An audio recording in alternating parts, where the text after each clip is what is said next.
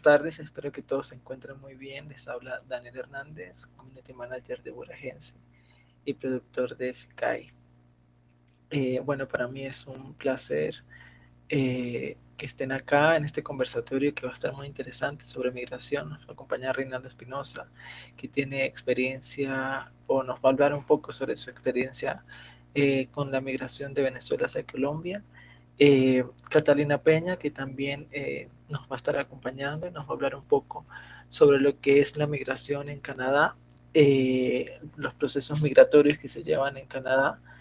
Y por último, pero no menos importante, tenemos a una gran amiga y compañera, Angélica Angulo, que nos va a hablar un poco sobre las leyes migratorias. Ella es profesional en leyes y bueno, de un tiempo para acá ha estado estudiando un poco sobre leyes migratorias y nos va a estar hablando un poco sobre ese tema. Entonces, bueno, para mí es un placer eh, y espero que les guste.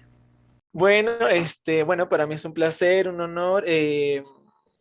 Quise invitarte a este conversatorio porque siento que eres una persona que sabe mucho de muchas cosas, aparte que en tu profesión de abogada, pues te has dedicado en el último tiempo a estudiar un poco sobre leyes migratorias. Entonces, bueno, me pareció perfecto. Quería abrir como a este primer conversatorio hablando sobre eso. Y pues bueno, ¿quién mejor que tú para que nos hables un poco sobre todo esto, ¿no?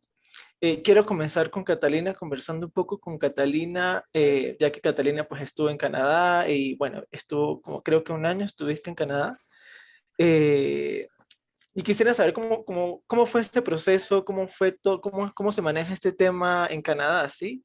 Cómo se ve en Canadá la migración, cómo es todo este proceso.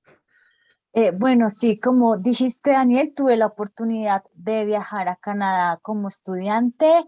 Desde mi punto de vista, Canadá es un país que le abre las puertas a las personas de todo el mundo porque realmente Canadá es un país hecho a base de inmigrantes. Realmente la cultura canadiense está hecha de personas que son de la India, Pakistán, China, Latinoamérica. Entonces, digamos que desde mi experiencia siempre me sentí como que la gente me trataba muy amable, los que son canadienses, que tienen familia, que sus familias nacieron dos o tres generaciones atrás, también son muy abiertos con las nuevas personas porque realmente ellos saben y entienden que las personas que vienen de otros lugares o de otras culturas vienen a aportar y hacer que el país crezca. Entonces, para mí fue una experiencia muy enriquecedora. eh, Siempre me sentí muy bien y jamás vi un tipo de discriminación ni nada. Al contrario, el hecho de que haya tantas personas del mundo, tantas lenguas, tantas culturas, hace que todos aprendamos unos de otros. Entonces, pues realmente yo le recomiendo a todas las personas que si alguna vez tienen la oportunidad de ir a otro país en el que la cultura es muy diferente, como la India, como Europa, lo hagan, porque la experiencia y el conocimiento que uno adquiere es muy grande y es maravilloso. Qué chévere. Yo pienso mucho en eso porque, o sea, llevándolo a nuestra cultura latina, siento que nuestros países tienen como muchas deficiencias, aunque en el último tiempo con todo este tema de la migración venezolana, creo que se han tomado medidas que no se habían tomado antes en ninguna, bueno, creo que no hay precedentes de una ola migratoria como la venezolana en Latinoamérica, pero creo que no se habían tomado medidas migratorias que fueran un poco más flexibles eh, con personas que, pues, digamos, un ejemplo, como Reinaldo, como yo, que venimos de Venezuela y estamos en Colombia. eh, Cuando yo llegué a Colombia en el 2016, las leyes colombianas, las leyes migratorias colombianas eran, siento yo que eran como muy duras, ¿sí? No eran como muy flexibles. Sin embargo, existían como 15, 16 tipos de visas. Ahorita solo existen tres. Solamente un extranjero solamente puede optar por tres tipos de visas en Colombia. En mi caso, ahorita actualmente soy residente, pero pues pasé por todo un proceso migratorio. mm, en mi experiencia personal, yo nunca he sentido rechazo, xenofobia por parte de algún colombiano o de otra persona de otra nacionalidad acá en Colombia, sí.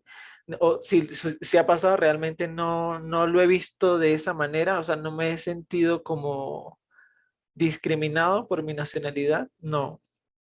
Al contrario, creo que Colombia tiene mucho para dar en cuanto a migrantes, ¿sí? De pronto Colombia no es un país, o no ha sido nunca un país de recibir migrantes, sino más bien ha sido un país en el que las personas han migrado, ¿sí?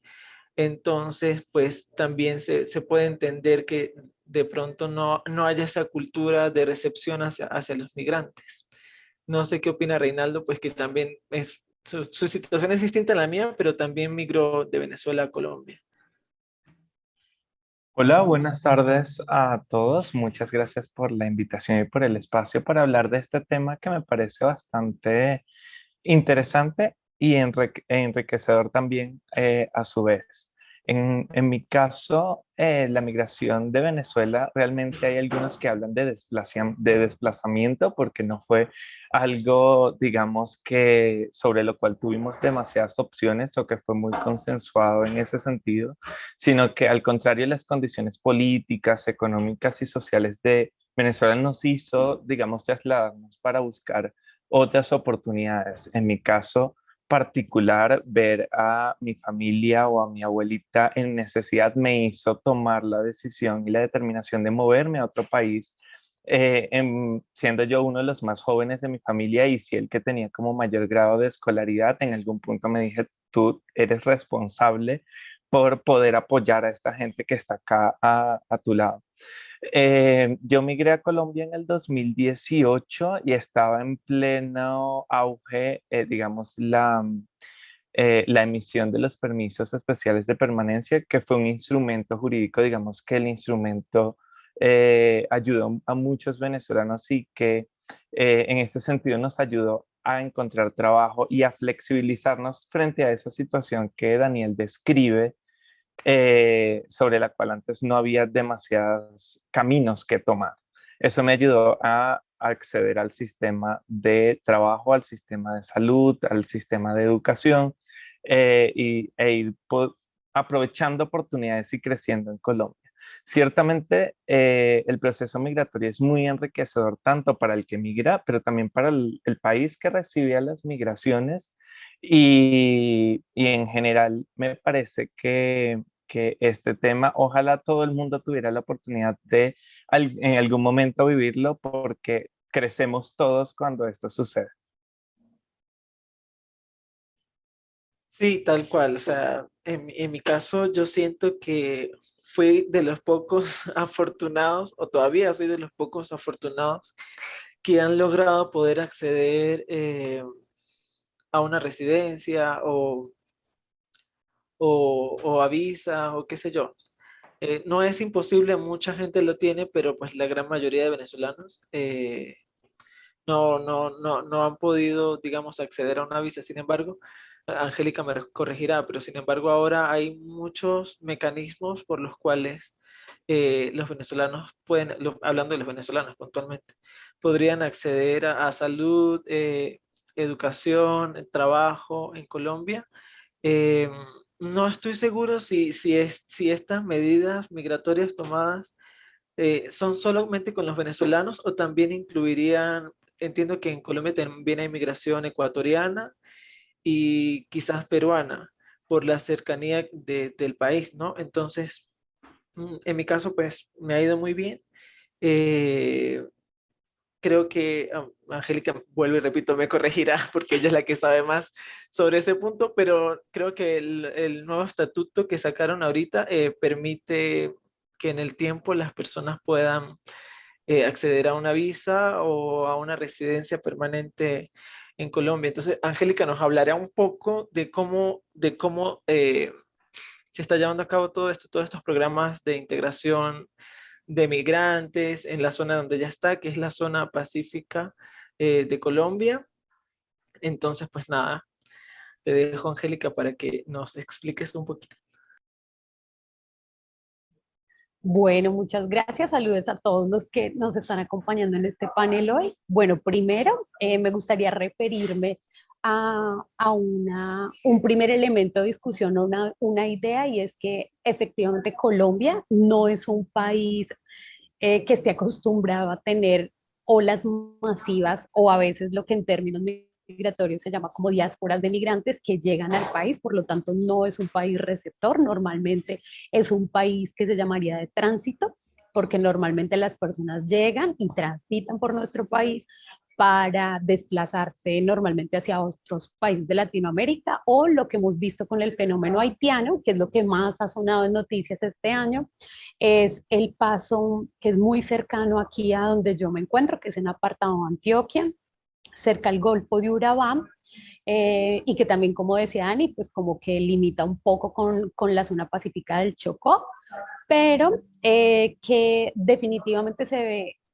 tanto socialmente como en términos de migración, afectado por toda la presencia de los migrantes que llegan a Necoclí, que es un municipio que nos queda más o menos a hora y media de aquí, ¿sí? En este departamento tenemos más o menos un 90% de migración venezolana. De ese porcentaje, la mayoría son mujeres.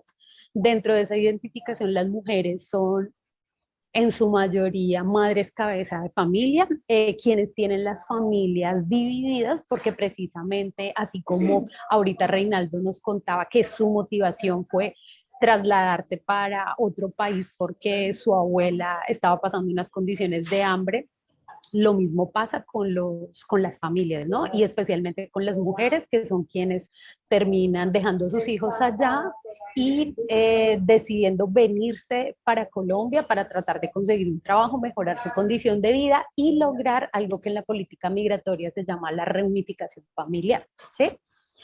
Por otra parte, quería como también resaltar, antes de contarles un poquito de qué se trata el programa donde trabajo y los servicios que nosotros ofertamos y centrarnos en el estatuto nuevo, es que existen diferentes tipos de migración, ¿sí? A veces creemos que solamente la situación interna del país o especialmente el tema económico es la única razón para migrar, pero existen muchas razones. Cuando a veces realizo capacitaciones con migrantes y refugiados, yo les digo, uno puede migrar también por amor, se enamoró de alguien y esa fue la razón que lo motivó, ¿sí?, a trasladarse a otro país, a otro territorio para ir a buscar a esa persona, ¿sí? Entonces son múltiples las causas de la migración. Nosotros trabajamos dentro de los servicios con un grupo de mujeres y cuando les indagamos qué las hizo venir aquí, fue creer que podían tener más dinero, ¿sí? Ganar más, poder tener una vida más lujosa, ¿sí? Donde iban a poder tener una serie de beneficios que tal vez en Venezuela tenían ciertos, como ciertos servicios básicos que aquí no tienen, como no pagar arriendo, porque la mayoría manifiesta que tenía casa, no tener que pagar servicios, pero entonces esta idea también de los imaginarios colectivos, creo que es algo que mueve mucho a la gente cuando migra, no solamente a los venezolanos, sino a cualquier migrante, ¿sí? Y otro elemento allí que viene muy ligado es no usar la palabra migrante ni refugiado como un sinónimo, que es algo que como que en la práctica de los temas migratorios es muy usual. El refugio o la condición de refugiado viene dada porque una persona debe salir de su país de origen porque está siendo afectada su integridad física, lo han amenazado por razones de su ideología, ya sea religiosa o política, y su vida corre peligro, que es por eso que debe migrar, debe irse para otro país. Entonces, el manejo de estos dos elementos conceptuales hace que nos vayamos por la vía de los permisos cuando me consideran a mí que soy un migrante o por la vía del salvoconducto o el derecho al asilo, que es otro documento que se entrega, entonces ambos van por unas vías distintas. Ahora, para entrar un poquito en materia con lo que nos iniciaba tocando Daniel, nosotros acá usamos este folleto aquí en la alcaldía de Apartado, usamos este folleto que es un material explicativo de todos los pasos en los que está distribuido el Estatuto Temporal de Protección, ¿sí? Como ya ustedes lo manifestaban, cada uno llegó en un año diferente, por lo tanto, había un permiso diferente.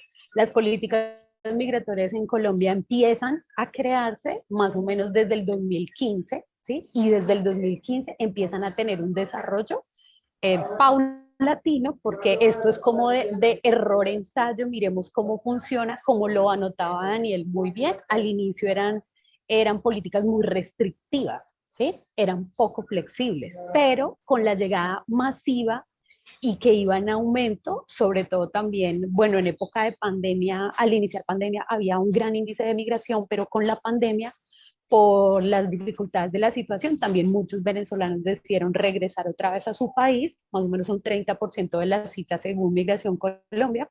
Entonces, ¿en qué estamos ahorita? Que después de haber expedido Colombia unos 3, 4 permisos donde se contemplaba la posibilidad de poder trabajar, donde se contemplaba la posibilidad de gozar de algunos servicios de salud y que la mayoría de esos permisos eran más o menos de 2 años, 1 año, a veces de menos tiempo. En este momento, este nuevo estatuto temporal que arrancó, se expidió el 1 de marzo de este año, pero empezó a regir como tal el 28 de abril. Este permiso le permite al migrante, ¿sí? No refugiado, sino solo migrante, que pueda acceder a un permiso de manera temporal durante 10 años en Colombia. Jamás el permiso va a ser las veces de cédula ni de visa, que eso es algo que también es muy bueno tener claro, porque es muy normal que uno se pueda confundir con ello. Sencillamente es un documento, un plástico que te van a dar a ti para que te puedas quedar en el país durante ese año, después de que tú con ese permiso tengas acumulado al menos 2 años de permanencia en el país, ya puedes empezar a solicitar tu visa, que sabemos que la visa, como lo decía Daniel, también ha disminuido el número de visas. Todas las visas están registradas, o sea, el tipo de visa más todos los requisitos, cuánto vale una visa, porque se debe pagar por ella, está registrado en la página de la Cancillería. Entonces, lo que busca el gobierno colombiano con el permiso son básicamente 3, 4 cosas. Primero, que las personas puedan trabajar, ¿sí? Porque lo que nos damos cuenta con el fenómeno migratorio venezolano es que están así, ¿sí? O sea, las personas que no pudieron tener documentos regulares para regularizarse en el país se sienten maniatadas porque no pueden trabajar, ¿sí? ¿Por qué? Tanto porque sin tener el permiso, jurídicamente es ilegal que se contrate a alguien y los empleadores pues en la realidad lo que hacen es contratarlos, pero si ellos supieran que jurídicamente acarrearían sanciones de parte de Migración Colombia, no lo harían, porque eso significa como saltarse los permisos que tiene Migración para poderlo hacer, excepto que alguien haya tenido el permiso de formalización laboral, que es el que le permite a un migrante, ese permiso le permitía poder trabajar. Entonces, ahorita cualquier persona que tenga los permisos anteriores debe migrar a este nuevo permiso. El segundo gran objetivo del permiso, aparte de trabajar, es que puedan acceder a los servicios de salud, que es el otro gran tema para los migrantes en este momento, porque solamente los hospitales, voy a hablar, digamos, del contexto, pues aquí en el lugar donde me encuentro, en nuestro municipio atienden solamente a los migrantes cuando tienen casos de urgencias médicas, ¿sí? Alguien que necesite una urgencia va, lleva su cédula y pues por el marco internacional de derechos humanos deben atenderlo, no es que se quiera, deben atenderlo. Pero esto tiene también una discusión como de ancho como de largo, porque depende que el funcionario esté informado, que lo debe atender. Segundo, de la voluntad política del hospital que decida o no atenderlo, y cuando no se atiende, el mecanismo jurídico idóneo es la tutela. Entonces, normalmente la tutela en Colombia se entiende como un derecho subsidiario a los derechos fundamentales. Entonces, lo que tiene que hacer el migrante, si no lo atienden, es acudir a la tutela para poder que lo atiendan, ¿sí?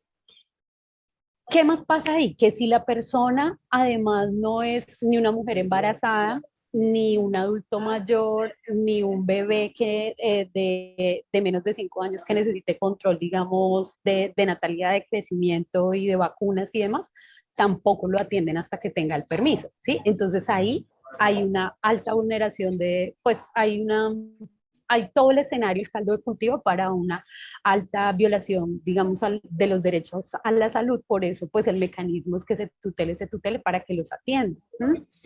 En ese orden de ideas, este permiso busca que cuando uno ya tenga, ya esté acogido al estatuto, tú ya goces de los mismos derechos a la salud que cualquier ciudadano colombiano.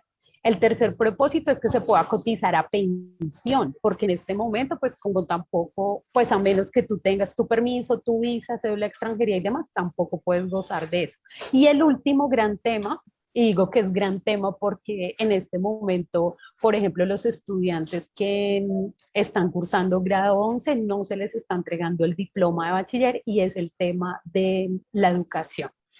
Entonces, en temas de educación, si tú no tienes el permiso, tenemos un joven que no tiene permiso, llegó a Colombia. Lo que hace el Ministerio de Educación es que, pues, de acuerdo a las resoluciones y circulares, debe garantizarle el derecho a la educación por ser un derecho universal. Entonces lo registra en el sistema del Ministerio de Educación como una persona que no tiene número de permiso de permanencia.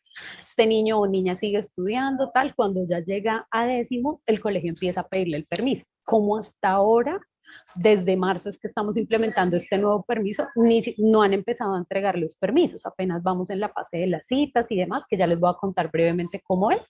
Entonces lo que sucede es que al estudiante y a su familia le dicen, usted se puede graduar porque es su derecho, le vamos a entregar un acta donde aparece el acta, digamos, de grado, más el historial de las notas, pero usted no se le puede entregar el diploma. ¿Por qué? Porque no tiene el permiso, ¿sí? Nuevamente volvemos al mismo caso que les explicaba. Ha habido tutelas que se han ganado la oportunidad de que le entreguen a este joven, mujer o hombre, el diploma, pero por regla general no se le puede entregar el diploma hasta que tenga el permiso.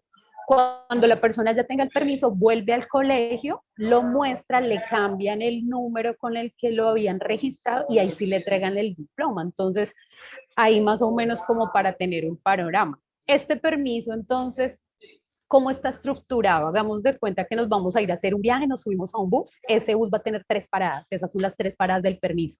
La primera parada es que hay que hacer algo que se llama el preregistro virtual, ¿sí? Ese preregistro es que uno crea como una cuenta, así como uno crea Facebook, Instagram con sus datos, lo mismo va a hacer.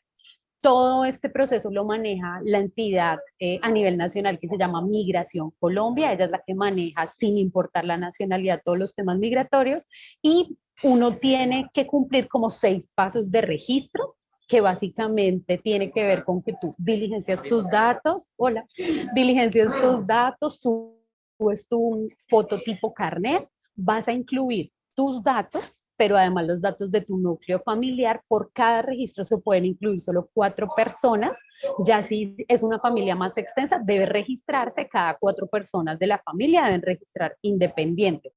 ¿Qué me van a pedir? Varios datos sobre qué hago, dónde vivo, hace cuánto vivo en Colombia. Me van a pedir. No, les decía que está muy interesante. Ah, creo que se salió, va a volver a entrar. ¿Cuántos minutos quedan? Nos quedan pocos minutos, ¿no? 10 minutos aproximadamente. Ok, bueno, está muy interesante de lo que nos está hablando Angélica. No sé, Catalina, si tú estando en Canadá conociste algún venezolano, viste algún venezolano. Sí, habían venezolanos, mexicanos, colombianos, conocía mucha gente de la India y pues lo que yo pude percibir de todas las personas que estábamos ahí es que realmente cuando nosotros buscamos ir a otro país o migrar a otro país, estamos buscando una mejor calidad de vida, tal Sí, vez mejores oportunidades laborales, porque pues digamos que en nuestros países latinos, eh, a veces las oportunidades no son tantas o los sueldos no son tan altos. En cambio, allá pues uno puede como que tratar de encontrar una mejor calidad de vida. También una cosa que noté mucho es que las personas que migraban a Canadá es porque les interesaba mucho el tema de la seguridad. Para ellos es primordial vivir como en un lugar donde no te vayan a robar el celular o el bolso o el dinero. Entonces noté que ese era uno de los grandes uno de los grandes conceptos por los que las personas migraban a, a Canadá. Angélica se está incorporando nuevamente al Ok. conversatorio. ¿Cuántos minutos Regresé. nos Es que a quedan veces para aquí decir? el internet se nos cae. Minutos. ¿Como Ay, media tranquilo. hora? No, nos quedan ¿Bien? como 10 minutos, más o menos. Ah, ¿en serio? Sí. Ah, bueno, listo. Bueno, Ok, bueno. dale. ¿Tú quieres preguntar algo? Termino de explicar. Es que ahí No, estoy. no, estábamos muy entretenidos escuchándote porque es bastante interesante. Hay información que de pronto ni uno sabe siendo venezolano. Este, entonces, bueno, nada, te dejo para que sigas conversando. Nos sigas explicando. Bueno, vale. Entonces, migración nos da em, 4 grupos importantes de documentos. Primero era, como les decía, una carta de un colombiano con cédula de extranjería que nos acredite bajo la gravedad del juramento, que es como esa frase jurídica que debe ir dentro de la carta que conoce a la persona que va a acreditar cuánto lleva acá. Hay otro tipo de documentos que pueden ser, yo tengo 2, 3 hijos, los tengo en colegio público privado, entonces los certificados de notas, cartas que yo ya he entregado que yo pueda solicitar al colegio donde acredite cuánto lleva estudiando mis hijos en la institución educativa también me sirve. Por ejemplo, que yo he tenido un crédito, me han atendido en alguna entidad pública sin importar cuál sea, siempre y cuando tenga cámara de comercio, también me sirve. Los contratos de arrendamiento, eh, Migración Colombia en algún momento sacó una circular donde decía que debían estar autenticados, después sacó una circular donde nos decía pues que quienes no tenían el dinero no importaba. Yo les recomiendo a las personas que si pueden conseguir el dinero, mejor autenticarlos pues para que tenga mayor legalidad el documento, si no, pues llevarlo así que también sirve como prueba. Y el último tipo de documento es cuando yo he pedido ayuda humanitaria a algún tipo de entidad internacional. ¿Sí? Entonces la entidad internacional me puede generar una carta y yo adjunto esa carta. ¿Qué voy a hacer con estos 4 grupos de documentos? Yo empiezo a mirar qué tengo y qué no tengo. ¿Sí? ¿Puedo adjuntar una sola prueba? Claro que se puede. Pero si yo tengo más, ¿qué voy a hacer? Generarle veracidad al funcionario de migración que me va a revisar mi cuenta de que yo pues tengo más pruebas para demostrar cuánto llevo en Colombia. Entonces, todos esos documentos los convierto en un PDF, los monto allí en mi cuenta de registro y después me manda algo que se llama la encuesta de caracterización socioeconómica, que de acuerdo al estatuto, a la ley que les digo que salió el 1 de marzo y el decreto el 28 de abril de este año, nos dice que todos los municipios de Colombia, todas las alcaldías de Colombia y las ciudades deben implementar la aplicación de esa encuesta de caracterización. Pues aquí, aparte de que las alcaldías deben hacer ese proceso paralelo, también lo trae el preregistro asistido, que es este primer paso. Uno llega al último paso del preregistro, que es algo que se llama la cita de agendación del biométrico. Eso suena medio raro y todo futurista, pero es súper fácil. Es que básicamente uno elige un lugar de Colombia donde haya una oficina de migración. Acá donde yo me ubico, normalmente las personas van hasta Medellín o hasta Montería, que hay oficina de migración que tiene la máquina para poder hacer esa prueba. Entonces, ellos eligen una fecha, llevan a todo su núcleo familiar, excepto niños menores de 7 años, que no es obligatorio llevarlos, llevan todos los documentos que yo haya adjuntado en mi preregistro. Por si algo está mal, pues allá el funcionario de una vez me lo corrige, me lo monta, me ayuda y listo. ¿Qué van a hacer en ese examen? Me van a analizar mis iris, ¿sí? ¿Para qué? Para que se corrobore que Angélica es Angélica y no hay una suplantación de identidad, y me van a tomar todas las huellas dactilares de ambas manos. Ahí se acaba la primera estación del viaje del estatuto. La segunda es que después de esa cita de biométrico, a mí me van a decir, vengan un mes mientras verificamos los datos. Y aquí algo súper clave, y es que tú te registres y te inscribas al permiso no significa que te lo van a dar. ¿Sí? Migración Colombia tiene la discrecionalidad, se llama eso, de poder decir si te lo dan o no, de acuerdo a los antecedentes que tú tengas, penales, administrativos y demás. Y ya el último paso, y ahí se acaba el viaje, es que te llaman o te escriben un correo para decirte que te van a entregar tu permiso o que no te lo van a entregar. ¿sí? Y ahí se acabaría como todo el trámite del permiso. Desde el momento que te lo entreguen, es que empiezan a contar esos 10 años de ahí en adelante, ¿sí? La idea de esos 10 Claro. años es que tienes ese plazo para obtener tu visa o tu cédula de extranjería. Perfecto. El proceso es muy parecido a la expedición de las visas, porque claro, Sí. Migración Colombia se reserva el derecho de asignártela o no, ¿sí? Eh, Me imagino que son cuidadosos, por decirlo de alguna manera, por el hecho de que en el tiempo esa persona va a acceder a una cédula de extranjería expedida por Migración Colombia y un visado que con el tiempo puede otorgarles también nacionalidad a algunas personas. Entonces, me imagino, supondría yo que es por eso también, ¿no? Pero no lo sabía, qué interesante. Yo creí que a todos se los asignaban, pero no. No. Y además, un dato muy importante es que como han venido funcionando todos los permisos, es que siempre tienen como un límite de tiempo para cobijar así a los venezolanos que hayan llegado en cierta fecha a Colombia. ¿Sí? Este permiso es solamente para aquellas personas que hayan llegado a Colombia antes del 21, del 31 de enero del 2021, ¿sí? Y que no tengan su condición regular. ¿Eso qué quiere decir? Que no tengan documentos porque, como sabemos, pero siempre es bueno reiterarlo, no hay personas ilegales en el mundo, nadie es ilegal, ¿sí? Sencillamente pues no tienen documentos porque por sus condiciones socioeconómicas tuvieron que entrar por trocha y no fue posible pasar por un punto de migración fronteriza donde les hayan colocado el sello al pasaporte si lo tenían, porque en muchos casos no lo No tienen y eso tiene, también es muy claro. común. Te quería preguntar, bueno, para este sería como el último punto, te quería preguntar, ¿qué sucede con los migrantes de otros países que no son Venezuela? Por ejemplo, migrantes ecuatorianos, que de pronto están en situación, una situación también vulnerable, que no tienen acceso a salud, a educación. ¿Qué sucede con estos migrantes? ¿Qué programas hay o cómo se les ayuda para integrarlos a la sociedad de alguna manera?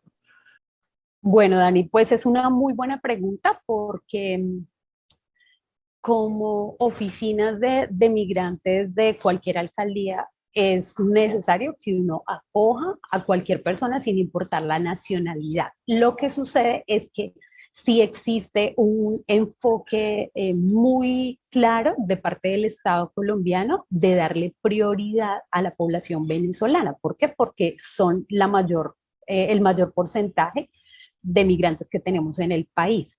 Cuando nos llegan personas de otras nacionalidades, aquí tengo una migrante ecuatoriana, pues la situación se complejiza un poco más, porque como la prioridad se le da a los venezolanos, es como si el resto de personas migrantes pues quedaran como aparentemente con un acceso un poquito menor en comparación con los venezolanos, ¿sí? Nuevamente, todas las alcaldías tenemos rutas de atención, se llaman eso, que van dirigidas para todos los migrantes. Entonces, así la prioridad sea venezolanos, cuando llega un ecuatoriano, un haitiano, quien llegue, pues se le dan a conocer esas rutas, se le explica dónde puede ir, cómo, dónde, si hay ayuda humanitaria, si no hay ayuda humanitaria, etcétera. Lo que sucede es que por esa misma política de Estado, las entidades o agencias internacionales, como por ejemplo ACNUR, que nosotros trabajamos de la mano con ella, el alto comisionado para las Naciones Unidas que está aquí en Colombia y con otra entidad internacional que se llama el IRC, que es el Comité Internacional de Rescate.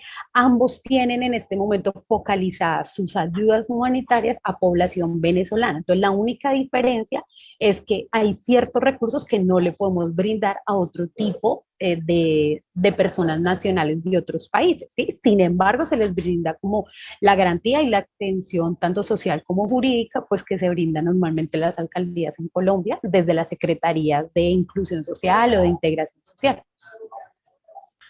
Chévere. Bueno, qué interesante toda esa información. Sé que tienes mucha, mucha más información, pero bueno, el tiempo es corto. Quisiera como que finalizáramos, bueno, en estos 3 minutos, casi 4 minutos que nos quedan, que cada uno dijera, bueno, en base a su experiencia como migrante o trabajando con migrantes, ¿cuál es el mejor consejo que le dan o que le damos a esa persona que quiere emigrar de Venezuela, que quiere emigrar de Ecuador a Colombia o a cualquier país? Porque bueno, en fin, en cualquier país creo que la migración podría llegar a ser un poco complicada, puede ser por papeles o por cualquier cosa. Entonces comenzamos con Catalina. Bueno, el mejor consejo que yo les puedo dar es que sigan sus sueños. Muchas veces, pues queremos vivir en otro país o en otra ciudad, por ejemplo, en la playa o en la montaña, entonces que sigan sus sueños y que la Tierra, el planeta es de todos, porque pues todos somos humanos, entonces que emigren si quieren. Reinaldo. Mi consejo estaría más enfocado hacia mantener el autoestima, la autoconfianza y sobre todo en los buenos valores que traemos desde nuestros países de origen. Pues la migración es un proceso complejo desde muchos puntos de vista, pero el emocional es como para mí central. En ese sentido, es un reto sobre el cual uno está afrontando y lo mejor es afrontarlo con la mejor actitud. Genial. Y Angélica, desde las leyes, desde esa zona donde ella está. Uy, bueno, es que desde las leyes todo es más estructurado. Entonces, desde el punto de vista legal, yo creo que prepararse, ¿sí? Saber cuáles son los requisitos mínimos para uno vivir en un país, por ejemplo, saber qué tipo de visas hay, qué requiero, traer los documentos apostillados, es determinante para que tú puedas tener una vida con mayor dignidad, sobre todo laboral, ¿sí? Entonces yo le diría a la persona, si quiere irse, haga lo mismo que Catalina, siga sus sueños, lo mismo que dice Reinaldo, creo que tener mucha fortaleza emocional interna porque eh, es necesaria, ¿no? No es un proceso sencillo, entonces que uno pueda tener muy buena autoestima, creo que también le ayuda mucho. Y pues si se viene preparado con los documentos que necesita para hacer aquí toda la vida pues un poco más sencilla, creo que eso ayudaría muchísimo. Genial. Bueno, chicos, muchas gracias. Ha sido un placer. Qué lindo todos la experiencia que hemos tenido. Y pues bueno, mi consejo para todos es que lo que dice Catalina, sigan sus sueños y traten siempre de ir por el lado correcto, no hacer las cosas de pronto por apuros, hacer las cosas mal, que después te van a generar más problemas que beneficios. Y bueno, nada, me despido. Que estén muy bien. Muchas gracias. Un abracito a Muchas todos. gracias. Chao. Chao.